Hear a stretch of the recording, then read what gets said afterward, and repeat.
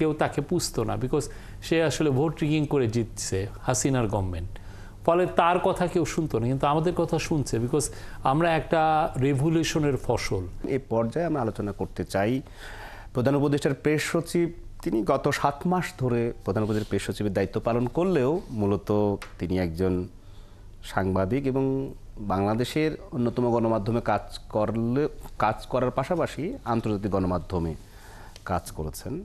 সেই জায়গা থেকে আপনার কাছে প্রশ্ন আসছে, যেহেতু আপনি এপির ব্যুরো চিফ ছিলেন, এএফপির ব্যুরো চিফ ছিলেন, সেহেতু সেই এবং রোহিঙ্গাদের সংকটের শুরু থেকে প্রধান উপদেষ্টার এই পদে যোগদান করার আগ পর্যন্ত, প্রেস সচিব হওয়ার আগ পর্যন্ত আপনি এই বিষয়টি ফলো করেছেন, সরেজমিনে রিপোর্ট করেছেন, প্রতিবেদন করেছেন। আপনার দৃষ্টিতে সেই সময় থেকে এই 24শে জুলাই আগস্টের আগ পর্যন্ত যে সরকার ক্ষমতায় ছিল তাদের ভূমিকা এই রোহিঙ্গা প্রত্যাপন বিষয়ে, এবং আপনি কতটুকু কার্যকর মনে হয়েছে আপনার মাঠের রিপোর্টিংয়ের ক্ষেত্রে, বা বাংলাদেশ এই টোটাল পুরো ঘটনার প্রবাহে যদি আপনি একটু ব্যাখ্যা করেন। না, মূল জিনিসটা কি, এই ক্রাইসিসটা আসলে অনেক কমপ্লেক্স। এটার এই ক্রাইসিস, এই রোহিঙ্গা ক্রাইসিসটা পিছনে যেটা আছে, যে একটা মায়ানমারের মধ্যে একটা জেনোফোবিয়া। ওরা মনে করে যে রোহিঙ্গারা তাদের দেশের লোক না। এই যে এইখান থেকে তো উৎপত্তি, এই আলোকে ওরা প্রথমে তাদের নাগরিকত্ব কেড়ে নিয়েছে, তারপরে তো সিরিজ 78-এ ওরা একবার তাদেরকে তাড়িয়ে দিয়েছে, 92-এ তাড়িয়ে দিয়েছে, 2006-এ দিয়েছে, 2012-তে দিয়েছে, 2015-তেও কিছু লোক এসছে। এই যে সিরিজ আকারে এই পুরো জিনিসগুলো রিজলভ করাটা আসলে ইচ্ছা করলেই হয়। এগুলো জিনিস যেটা হয়, আগে যেটা হতো যে এই ক্ষেত্রে বড় ধরনের সুপার পাওয়াররা এসে এগুলা জোর করে যে না, এটা তোমার সমাধান করতে হবে। তো এই আমাদের সময় যেটা হয়েছে, যে আমরা যেই সময়টা ক্রাইসিসটাকে ইনহেরিট করেছি, বা বাংলাদেশে সেই 2017 থেকেই যদি ধরেন, আমরা ইচ্ছা করলে এই বাংলাদেশের হাতে আসলে তেমন কিছু নাই এটাকে রিজলভ করার মতো।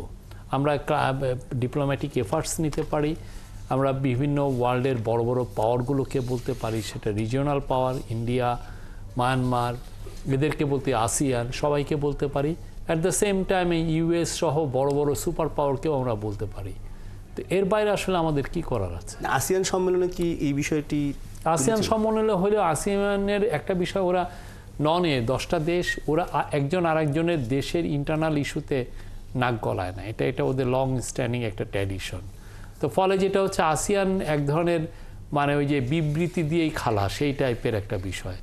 বাট ওদের যেটা হচ্ছে, ওদের সিনসিয়ারিটি আছে। কিন্তু কথা হচ্ছে, আপনি যদি আপনার দেশে এই কথাগুলো, কারো কথা যদি আপনি না শুনতে চান, তাহলে তো আর এটা এগোয় না। এটা হচ্ছে ওদের যে গভর্নমেন্ট, এর তো শুনতে হবে, তারা তো শুনবে যে না, এটা একটা ক্রাইসিস।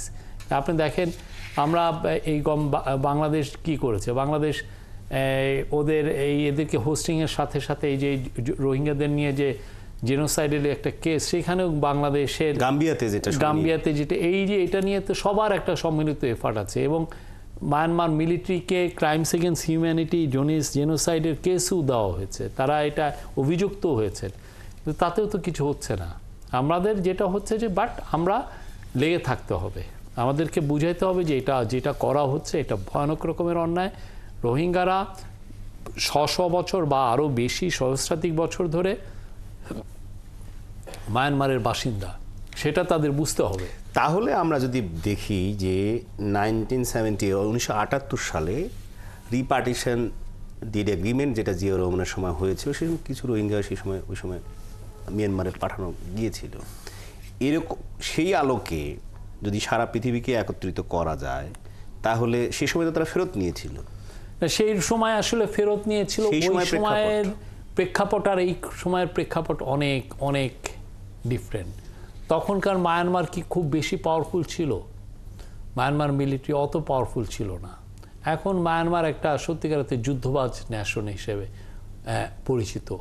তো তার যে এখন বিশাল মিলিটারি, সেটা নিয়ে সে বিভিন্ন দেশের মধ্যে বিভিন্ন গ্রুপের সাথে সে একটা ভাতৃঘাতী যুদ্ধে জড়িত সে, এবং সে বছরের পর। এবং মায়ানমারের আর্মিকে কিন্তু অনেকে বলেন বানকার আর্মি, সে বাংকারের মধ্যে 70 বছর ধরে সে বাংকারের মধ্যেই আছে, যুদ্ধ করছে, তার বিভিন্ন কাচিনদের সাথে যুদ্ধ করছে, আর রাখাইনদের সাথে যুদ্ধ করছে, চীন স্টেট এসে যুদ্ধ করছে, সে এমন কোনো ওয়াই স্টেটে যুদ্ধ করছে, সে এমন কোনো জায়গায় নাই যে তার ভিতরে যে যুদ্ধ করছে না। তখন 78-এ ওই রিয়ালিটিটা ডিফারেন্ট ছিল। তো ফলে যখন আমাদের তরফ থেকে ওদের উপর প্রেশার আসে, ওরা ওই প্রেশারটা সামলাতে পারেনি বা ওরা নিতে বাধ্য হয়েছে। এখন তো সেই জায়গাটা নাই। এখন মায়ানমার ভাবছে যে আমি নিব না, তুমি কি করবা দেখি।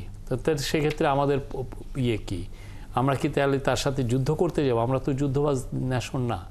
আমরা চাই যে প্রত্যেকটা ক্রাইসিসই একটা পিসফুল সলিউশন হোক।